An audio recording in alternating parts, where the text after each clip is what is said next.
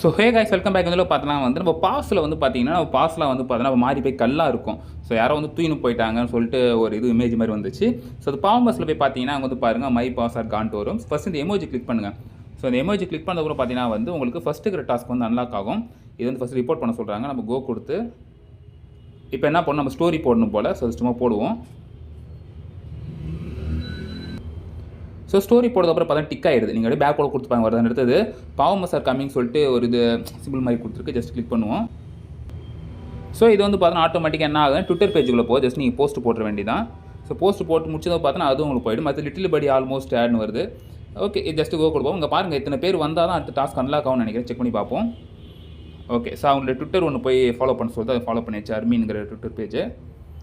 Okay, so இப்போ இது வந்து 500 பேர் கம்ப்ளீட் பண்ணதுக்கப்புறம் தான் பார்த்தீங்கன்னா வந்து உங்களுக்கு அடுத்தடுத்த டாஸ்க் வரும். ஸோ நீங்கள் வந்து மறக்காமல் ஃபாலோ பண்ணிக்கோங்க.